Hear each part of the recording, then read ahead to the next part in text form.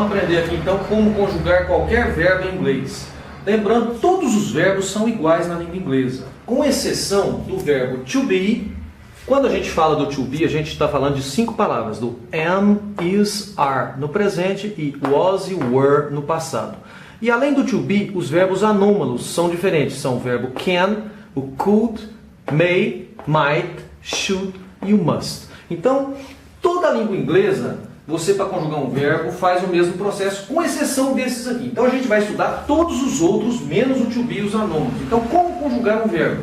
Bom, vamos aprender aqui primeiro a forma interrogativa, como fazer perguntas. Se você aprender pergunta, você aprende toda a estrutura. Para se fazer uma pergunta em inglês, basta começar a frase com um auxiliar. A grande diferença do to be e dos anômalos para os outros é que eles não usam auxiliares. Então vamos primeiro entender como usar os auxiliares. Então todos os verbos para fazer uma pergunta precisam de um auxiliar. Para se fazer uma pergunta no presente, basta se utilizar o auxiliar do. Existe também o does, mas aí é de uma aula posterior.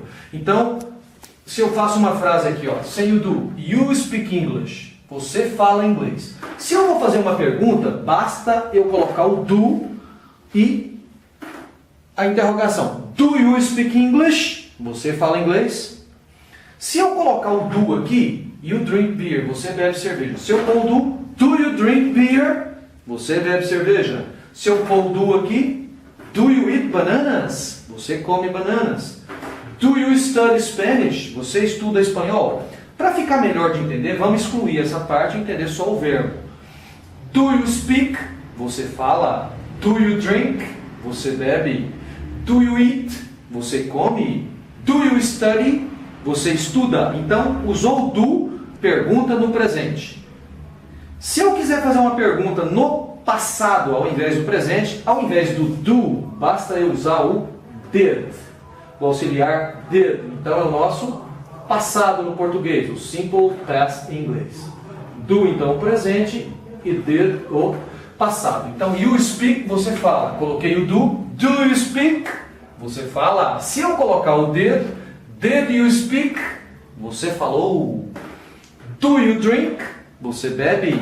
Did you drink? Você bebeu? Do you eat? Você come? Did you eat? Você comeu? Do you study? Você estuda? Did you study? Você estudou? Todos os verbos são iguais, menos o to be e os anônimos. Então você fez uma pergunta, usou do, pergunta no presente. Usou o did, pergunta no passado. Se eu quiser perguntar no futuro, basta eu começar com o will. O will é o nosso, então, futuro. Que a maioria das pessoas, a gente, no português, fica a terminação ra. Comerá, falará, beberá. Como é que fica, então, para a gente fazer uma pergunta no presente, passado e futuro? You speak, você fala. Pergunta, do you speak? Você fala. Did you speak?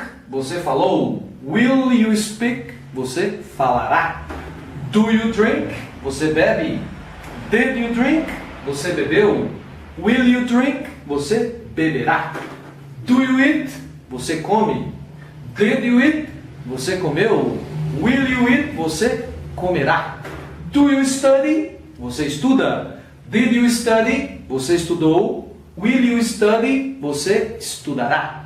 Se eu quiser fazer uma pergunta, aproveitando essa estrutura aqui, ainda mais um tempo que é importante, que é o would em inglês. Isso nada mais é do que o nosso ria no português. A gente chama gramaticalmente de futuro do pretérito, mas é muito mais fácil você entender que é ria, falou ria, é sempre o would. Então, para aproveitar aqui, vamos aprender então. Do you speak? Você fala. Did you speak? Você falou. Will you speak? Você falará. E would you speak? Você falaria. Do you drink? Você bebe. Did you drink? Você bebeu. Will you drink? Você beberá.